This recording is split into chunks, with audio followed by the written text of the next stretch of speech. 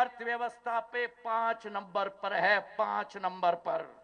और प्रधानमंत्री जी का संकल्प है, तीसरी बार भारत को हम तीसरे नंबर पर लाएंगे, जर्मनी और जापान को भी पीछे ले जाएंगे। जो कृष्णा जी ने कहा, जिस भारत में 65 वर्ष कांग्रेस ने विकास नहीं किया, कांग्रेस ने प्रगति नहीं की, कुर्सी को पाने के लिए जी जान लगाई, अपने पॉकेट भरे। और यादव समाज की हम बात करें, मैं भूल गया कहने के लिए, ये इनके साथी जगदीश जी, मेरे एक समय के साथी सुभाष यादव जी मुख्यमंत्री बनने वाले थे, कांग्रेस ने यादव समाज का मुख्यमंत्री नहीं बनने दिया। मेरे भाई और बहनों, ये वो पार्टी है जिसने यादव समाज के साथ सदैव अन्याय किया है, और दूसरी तरफ एक ऐसी पार्टी है जिसने यादव समाज को सिर माथे लगाकर आगे बढ़ाने का कार्य किया है।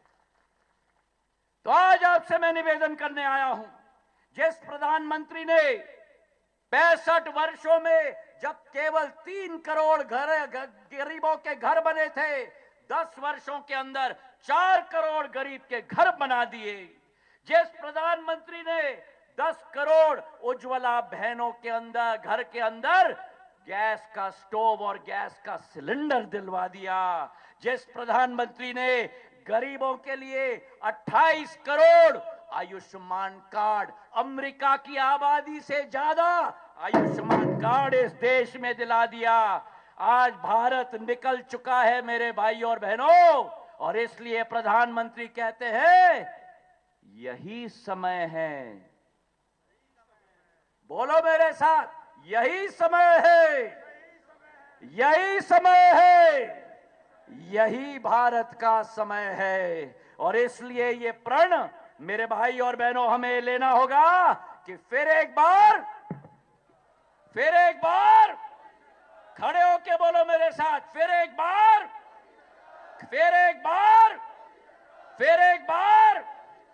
अब की बार, अरे उठ के बोलो, आधे क्यों बैठे हो भैया, अरे बोलो मेरे साथ, अब की बार। अब इसमें मैं थोड़ा संशोधन करूंगा, अब की बार 400 पार में, अब की बार मेरे पोलिंग पर 400 पार, अब की बार, अरे दम से अब की बार पूरी मेहनत करोगे, 7 मई को संग्राम में उतरोगे, एक एक वोट डलवाओगे, प्रचंड बहुमत से अपना आशीर्वाद प्रदान करोगे। अरे करेंगे, अरे जोर से बोलो, करेंगे,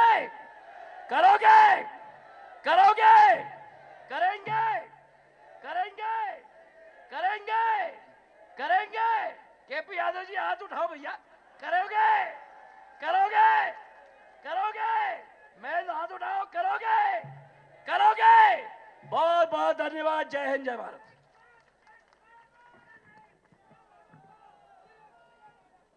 धन्यवाद महाराज साहब। बोल भारत माता की। अगले क्रम में हमारे भारतीय जनता पार्टी के प्रदेश के मुखिया, हमारे संगठन के प्रदेश के अध्यक्ष, खजुराहो से सांसद आदरणीय बीडी शर्मा जी से आग्रह करूंगा कि वो आए और यादव समाज सम्मेलन को संबोधित करें। मेरा सबसे आग्रह है कि आदरणीय अध्यक्ष जी का एक बार जोरदार ताली से बजाय स्वागत करें। बोलो भारत माता की, भारत माता की। संबोधन बहुत हो गए हैं, अब केवल मुख्यमंत्री जी का संबोधन सुनेंगे थोड़ी देर में। बोलिए भारत माता की, भारत माता की। आज गुना से ऊपरी संसदीय लोकसभा क्षेत्र काल महाराज, उनको कैसे छोड़ेंगे। बोले महाकाल महाराज की। अभी अभी हमारे बीच जिन्होंने बहुत अच्छे से अपनी बात रखी, मेरे अभिन्न मित्र और भाजपा के यशस्वी शुभंकर अध्यक्ष श्रीमान विष्णुदत्त शर्मा जी, अभिनंदन करें। ईसागढ़ तालियां बजा करके अभिनंदन करें।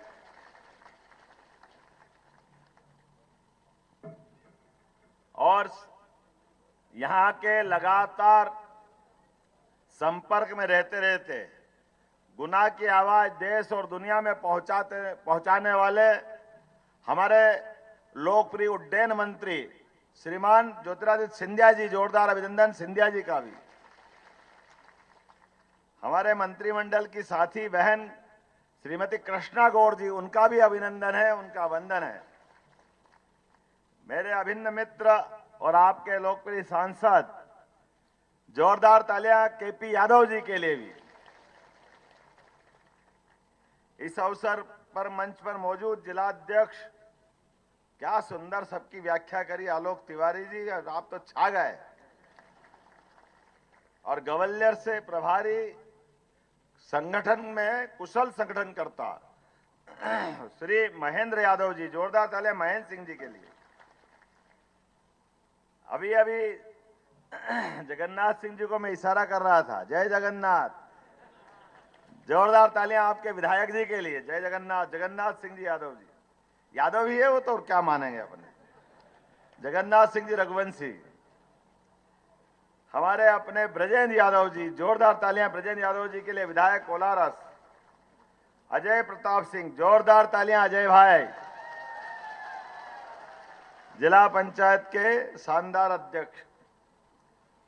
नाम तो इतने सारे हैं, मुझे लगता है कि समय की कमी है, सारे मंच को नमस्कार कर लेता हूं। जोरदार तालियां बजाओ, ये सबके लिए हो गया है। हाँ, नेहा यादव जी, बोलना पड़ेगा, फिर आप संकट में डालोगे महाराज।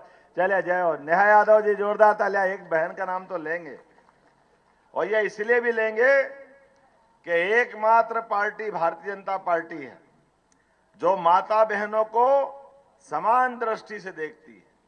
अभी हमारी लोकसभा की बात कर लें, 29 लोकसभा में से भाजपा और कांग्रेस ने दोनों ने टिकट दिए, लेकिन जहां हमने अपने यहां वीडी शर्मा जी कितने दिए, 6, और कांग्रेस ने 1। इतनी कंजूस है कांग्रेस, देखो ये हालत है उसके। वो माता बहनों की इज्जत करना नहीं जानती है, ये देश का दुर्भाग्य है।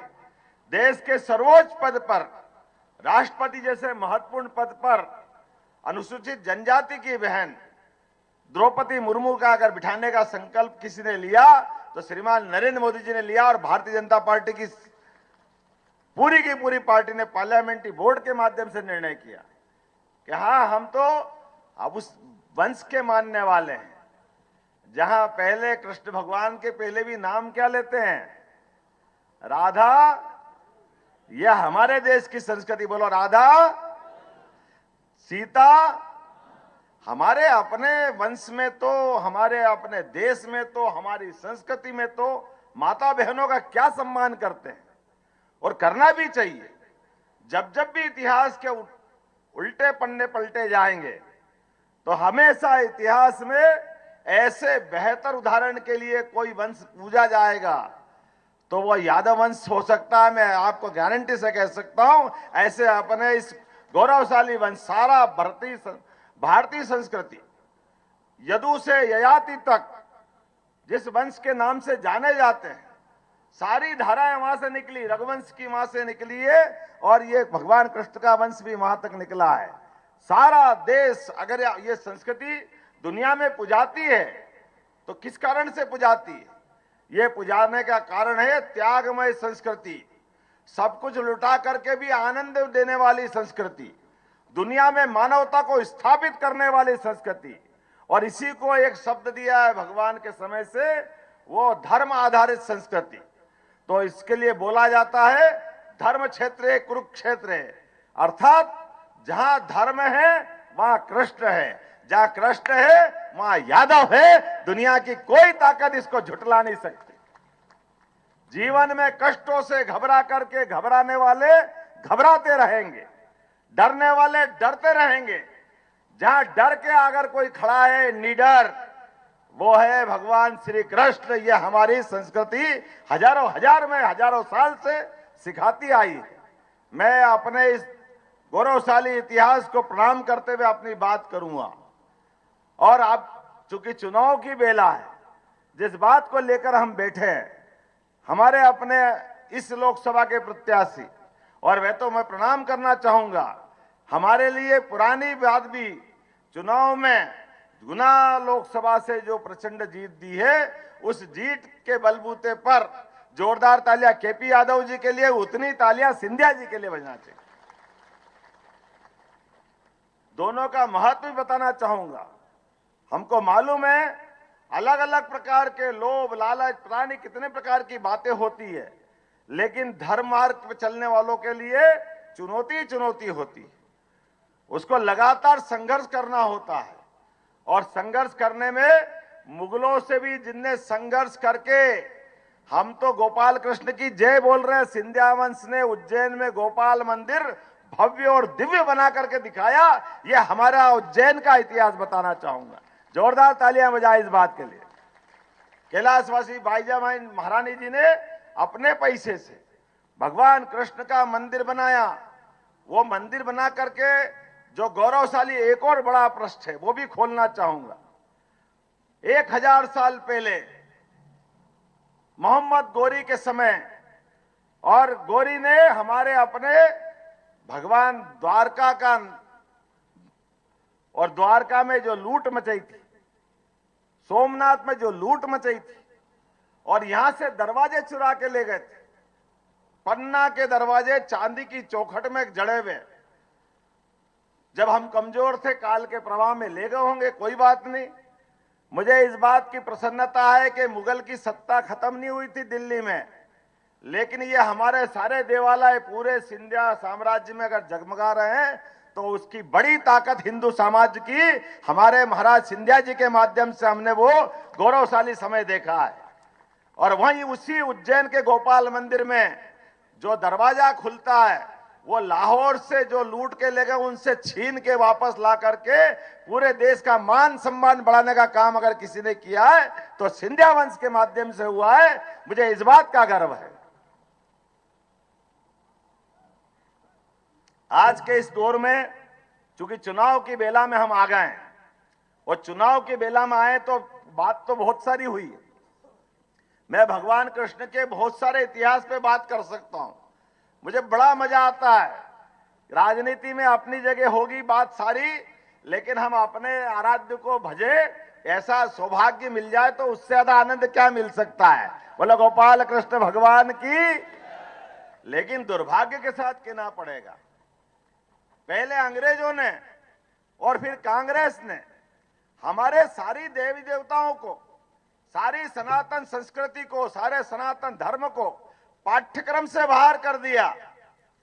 हमारे भगवान कृष्ण की सारी लीलाओं का वर्णन ना कोई प्राइमरी में, ना कोई मिडिल में, ना कोई हायर सेकेंडरी में, ना कॉलेज में।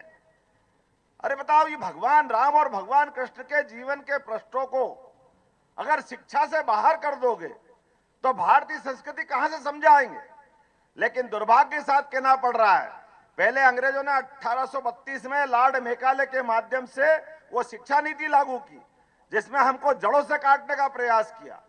उसी बात को 47 में देश जब आजाद हुआ था, तो देश की आजादी के बाद कांग्रेस को सबसे पहले अपने इन सारे पाठ्यक्रम को लाना चाहिए था।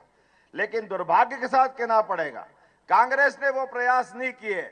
लेकिन सौभाग्य है, जोरदार ताली बजाओ नरेंद्र मोदी जी के लिए, जिन्होंने 2020 में राष्ट्रीय शिक्षा नीति लागू करके सभी अपने आराध्यों को, सभी महापुरुषों को, भगवान राम, भगवान कृष्ण, हमारे परशुराम जी से लगा करके सारे महापुरुषों को, सारे देवी देवताओं को, जिनके जीवन के अच्छे पाठ है, उनको अब शिक्षा नीति के माध्यम से जोड़ने का मौका दिया। और मैं सौभाग्यशाली हूं, 2020 में शिक्षा मंत्री था, तो शिक्षा मंत्री होते होते देश में सबसे पहले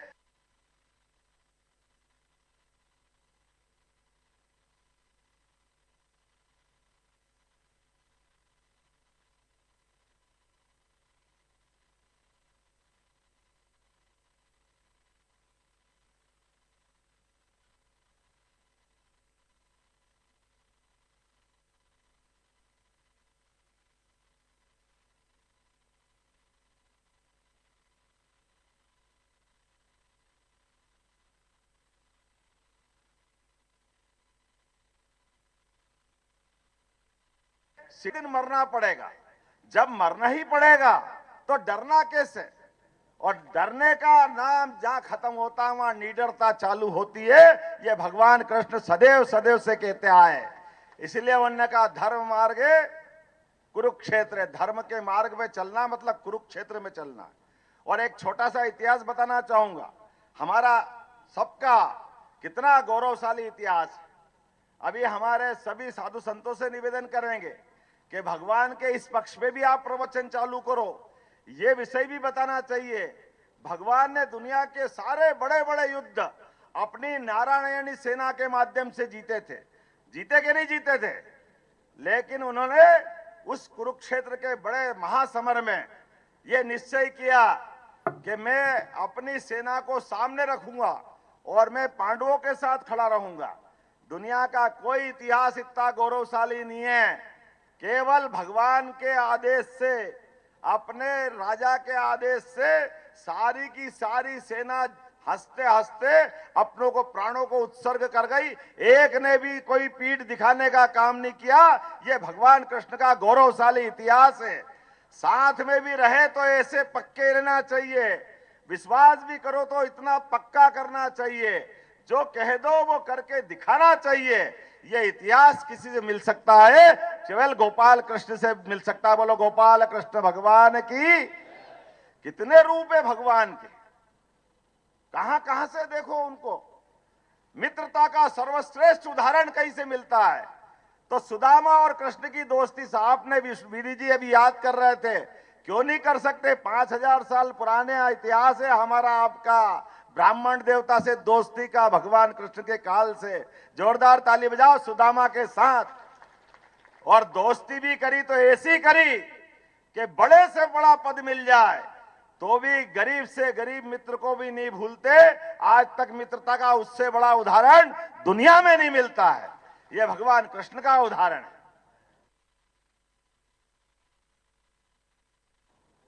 बहादुरी का उदाहरण, कंस को उसके घर में मार करके पराक्रम दिखाने का उदाहरण अगर कहीं मिलता है तो भगवान कृष्ण के माध्यम से मिलता है। तो कितनी बड़ा ताकतवर हो, कितना शक्तिशाली हो सकता है।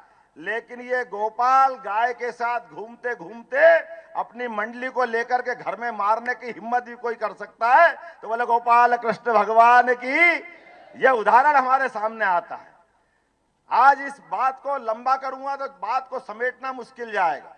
बहुत सारे बार में अब इन बात बहुत सारी कर सकते हैं, लेकिन आज ये बात इसलिए भी कर रहा हूं, इतनी सारी विशेषताओं को अगर अपने बीच में लाने का श्रेय किसी के पास है तो हमारे बीच में आज मौका हमको है कि जो हम कहते हैं, जिनको हम मानते हैं। मैं पहले तो धन्यवाद देना चाहूंगा माननीय मोदी जी को। अब माननीय सिंधिया जी, आपका चुनाव नहीं है, यह चुनाव मेरा चुनाव है, हम सबका चुनाव है, यादव बंधुओं का चुनाव है। नरेंद्र मोदी जी ने जो भरोसा दिलाया, हम उस बात का आभार मानते हैं।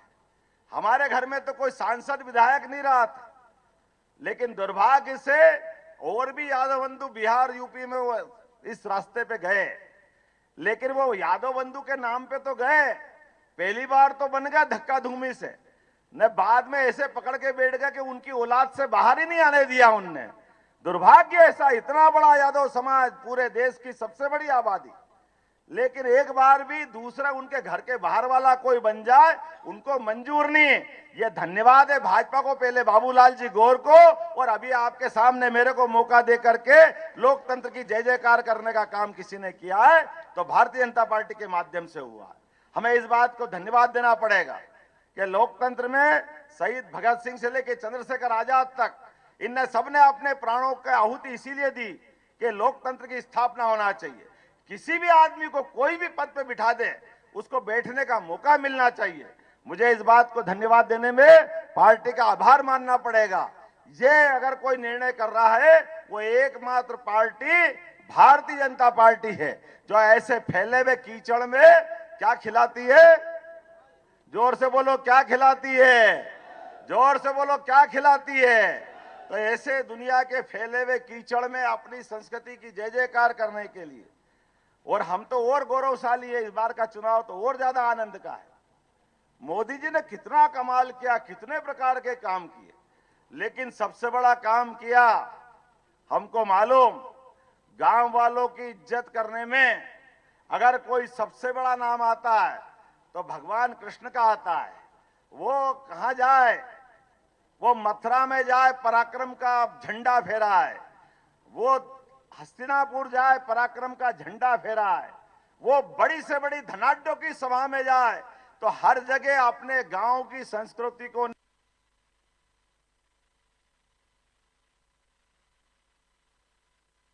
नहीं भूले, मोर मुकुट जीवन भर धारण करते रहिए। ऐसे भगवान के उस गांव से प्रेम का ये सबसे बड़ा उदाहरण है कि जीवन भर चाहे सोने का मुकुट हो, चाहे चांदी का मुकुट हो, लेकिन जब तक मोर मुकुट नहीं लगे तब तक मुकुट पूरा नहीं माना गया। ये गांव की संस्कृति को जोड़ने वाले देवता का सबसे बड़ा प्रमाण है। और मुझे इस बात की प्रसन्नता है, मोदी जी के लिए तो हम और इसलिए भी काम करेंगे, उन्होंने कितना बड़ा काम किया। हमारी द्वारका, वो द्वारका जिसका दुनिया में नाम है, भेड़ द्वारका जाने के लिए पानी के जहाज में बैठो, और पानी के जहाज में बैठो तो आधे तो अपने देश वाले है ही नहीं, पता नहीं कहां के आए हुए। लेकिन उस व्यवस्था को तोड़ते हुए आज जो सुव्यवस्था बनाई, भेड़ द्वारका और द्वारका में पैदल दौड़ते दौड़ते पहुंच जाओ, ये मोदी जी ने करके दिखाया। जोरदार ताली बजाओ मोदी जी के लिए। और लोकार्पण का कितना अद्भुत दृश्य दिया। पानी के अंदर प्रधानमंत्री स्वयं गए और भगवान कृष्ण के वो मोर मुकुट जो सोने चांदी के माध्यम से सम्मान पाते थे, समुद्र के अंदर भी मोर मुकुट रख के आए। जोरदार तालियां बजाओ। हमारा कितना ध्यान रखते हैं माननीय मोदी जी, हमारी कितनी इज्जत करते हैं, कैसा एहसास कराते हैं। मैं आज के इस अवसर पर और भी बहुत सारी बात कह सकता हूं, लेकिन आप अंदाज लगा लो, गुना और अशोकनगर से हम अगर कोई बात कर रहे हैं, किसी को 13 महीने का टाइम मिला था, बड़ी बड़ी बात करेंगे, बहुत सारी बात करेंगे, लेकिन उनने गुना अशोकनगर की तरफ ध्यान नहीं दिया। हमारे तो 90 दिन भी पूरे नहीं हुए, आपको विश्वविद्यालय दिया कि नहीं दिया इसी गुना अशोकनगर के लिए। ये युवाओं को कितनी बड़ी सौगात दी है। तात्या टोपे, क्योंकि ये बहादुरों का क्षेत्र है, वीरों का क्षेत्र है, महावीरों का क्षेत्र है।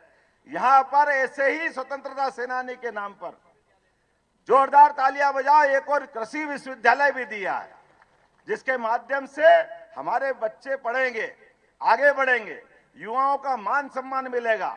आपको ग्वालियर तक जाकर आने का चक्कर नहीं खाना पड़ेगा, सब कुछ यही होगा। ऐसे और अभी हमने उदाहरण, काम तो इतने सारे करे। मैं कृष्णा जी से सुन रहा था कि शायद उनको बस विषय इतने थे कि वो उनके इधर चले गए, लेकिन 3 महीने से भी कम समय मिला हमारी सरकार को, लेकिन कितना काम किया है।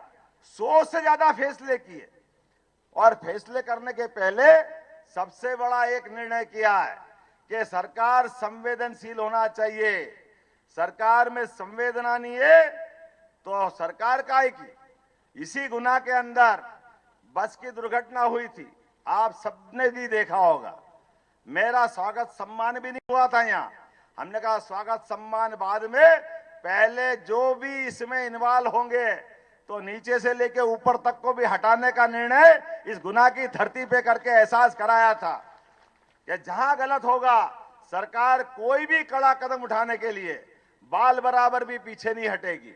ये हमारी सरकार है। इस सरकार में गरीबों का मान सम्मान होना चाहिए।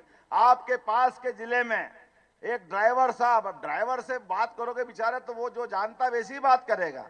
एक बड़े अधिकारी थे, बड़े आईएएस थे, अपने ढंग से बोलने लगे। उन्होंने कहा, ड्राइवर ने कोई बात कही तो उससे कहा तेरी औकात क्या है। आजकल तो मीडिया का जमाना है, बात घूमते घामते हमारे पास आ गई। हमने कहा बहुत अच्छा, भारत माता की जय। अब तो आपको याद कराना पड़ेगा, गरीबों का औकात बताने वाले कम से कम कोई भी हो सकते, मेरी सरकार में बैठ के कलेक्टर तो हो ही नहीं सकते। ये निर्णय हमने अपने माध्यम से कराया। हमारी सरकार में संवेदनशील होना चाहिए। अभी परसों ही आपने देखा, होली के दिन घटना घट गई, आरती। अब आरती में तो वास्तव में आप माननीय सिंधिया जी के काल से ही बड़ी भव्य आरती होती, 32 प्रकार के अलग अलग दीप मालिका रहती है। अब उस पे गुलाल फेंका और गुलाल की बत्तियां बिखर गई, कई लोग जल गए। हमने कहा कोई बात नहीं, घटना हो गई, लेकिन हमारी संवेदना थी। मेरा तो जन्मदिन भी उस दिन था, होली का बड़ा कार्यक्रम भी अपने भोपाल में रखा था। हमने कहा सब निरस्त, पहले उज्जैन जाएंगे, इंदौर जाएंगे, जा घायल है उन सबसे मिलेंगे। हमारी सरकार संवेदनशील सरकार है, सबको लेके चलने वाली सरकार है, सबके मामले में चिंता करने वाली सरकार है। और ये हमने हमारे देश के ये सबसे बड़े मुखिया कदम कदम पे उदाहरण मिलते हैं। वो दिवाली का मनाते हैं सेना के साथ सीमाओं की रक्षा पर, वो नरेंद्र मोदी जी। हमारे रक्षा मंत्री अभी दिवाली का मना रहे थे सेना के साथ। हमारे अपने ऐसे लद्दाख में ऐसे कितने उदाहरण भरे पड़े हैं। और आप बताओ, फैसले तो इतने सारे, मैं बता तो बहुत सारा सकता हूं, लेकिन एक सबसे बड़ा फैसला जिसमें आपको भी मजा आएगा, हमको भी मजा आएगा। हमने पूरे प्रदेश की गौशालाओं के संचालकों को बुलाया, आओ भाई आओ, आपके गोपाल की मेरे घर में भी गाय पलती है और आपके घर में भी गाय पलती, महाराज के महल में भी गाय पलती है तो सब हम गोपाल। 33 करोड़ देवी देवताओं का वास किसी में है तो जीते जी भगवान के दर्शन करना, गौ माता के दर्शन कर लो, अपने आप सबको पुण्य मिल जाता है। ऐसी पुण्यशाली गौ माता, उसको पूरे प्रदेश में हमने निर्णय किया है, सड़क पर बेसहारा मरने के लिए नहीं छोड़ने देंगे, उनकी चिंता पूरी सरकार करेगी, ये निर्णय भी हमने किया है। भूले भटके कोई गाड़ी वाड़ी से घायल हो जाए तो जैसे आदमी को घायल को लेने के लिए एम्बुलेंस जाती है, इसलिए गौमाताओं की भी एम्बुलेंस बुला करके उनका भी इलाज कराने का निर्णय हमारी सरकार ने किया है। हमारे माध्यम से और आगे बढ़ करके गौशालाओं को देने वाला जो अनुदान था, वो अनुदान 100% बढ़ाया। जितना देते थे हमने कहा डबल कर दो, ये तो गौमाता के आशीर्वाद से हमारी सरकार बनी है। हमारी सरकार में इनके लिए कोई कसर बाकी नहीं रहने देंगे, एक नहीं दो नहीं लगातार। लेकिन अब ये चुनाव माननीय मोदी जी का चुनाव है, ये जितना भी मैं कर पा रहा हूं ये एक ही कारण है, अगर आपके माध्यम से इस वंश से पैदा हुआ तो आशीर्वाद भाजपा के माध्यम से मिला, तो इस फैले हुए कीचड़ में ये कमल खिला है, जिसके माध्यम से मोदी जी की सरकार बनी और हमको मौका मिला। तो मैं उम्मीद करता हूं आपके माध्यम से आप सब सहमत हैं कि आने वाले समय में मोदी जी की तीसरी बार सरकार बनना चाहिए। बोलो सहमत है सब लोग? तो अपने स्थान पे खड़े हो जाओ, बांधो मुट्ठी और संकल्प करो, एक एक वोट अपने समाज के साथ, बाकी भी जितने समाज है सबको साथ लगाना है, गौ माता के लिए, गंगा की सफाई के लिए, और तो और भगवान राम के बाद बनारस का भी आनंद आ गया, अयोध्या का भी आनंद आ गया, उज्जैन का भी आ गया। अब हमारे अकेले गोपाल कृष्ण तो बचे, मथुरा का आनंद लाना कि नहीं लाना है? तो बोलो गोपाल कृष्ण भगवान की। तो हम सब संकल्प करें, आने वाले समय में मोदी जी के हाथ मजबूत करेंगे। बोलो भारत माता की। और भारी बहुमत के साथ ये विधानसभा तो सबके रिकॉर्ड तोड़ेगी। रघुवंशी जी सही कह रहे थे। बोलो सब तैयार है? सब तैयार है? और केपी जी आप मेरे साथ पूरे प्रदेश के दौरे पे भी रहोगे और यहाँ का भी ध्यान रखोगे। एक एक वोट अपने सबके साथ आना चाहिए। अजय भाई जिला पंचायत के अध्यक्ष बने हो, हमारे यहाँ तो परंपरा है, आप उस पे खड़े उतरोगे, जोरदार तालियां अजय जी के लिए भी बजाते हुए एक एक वोट भाजपा को दिलाएंगे। बोलो सब तैयार है? भारत माता की, भारत माता की। बहुत बहुत धन्यवाद। धन्यवाद आदरणीय मुख्यमंत्री जी।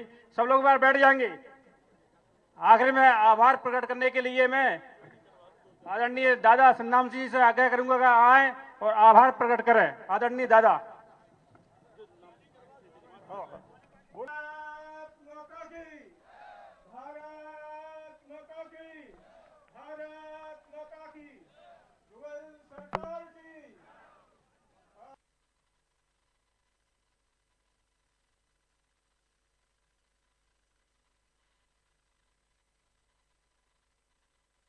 मोहन सिंह यादव सरपंच कटाखेड़ा, अभिषेक यादव करमई, जगभान सिंह यादव करमई, धनप्रसाद जी यादव करमई, शिवपाल सिंह यादव कटाखेड़ा, वीरभान सिंह यादव कटाखेड़ा, खाकलोन, जगभान सिंह यादव खाकलोन, दीपक सिंह यादव खाकलोन, सीताराम यादव टकाखेड़ा, इंद्रभान सिंह यादव टकाखेड़ा, महेंद्र यादव टकाखेड़ा।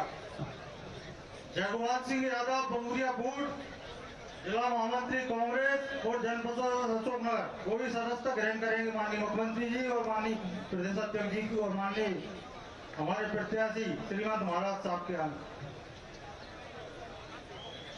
अब मैं आभार प्रकट करने जा रहा हूँ परम श्रद्धेय यहाँ पर पधारे इस इकट्ठी मंडी प्रांगण की भूमिका में माननीय मोहन यादव मुख्यमंत्री श्रीमंत महाराज साहब सिंधिया जी और परम श्रद्धेय प्रदेश अध्यक्ष बीडी शर्मा जी और कृष्णा गौर जी, मैं सभी प्रकट करना चाहूंगा। जय है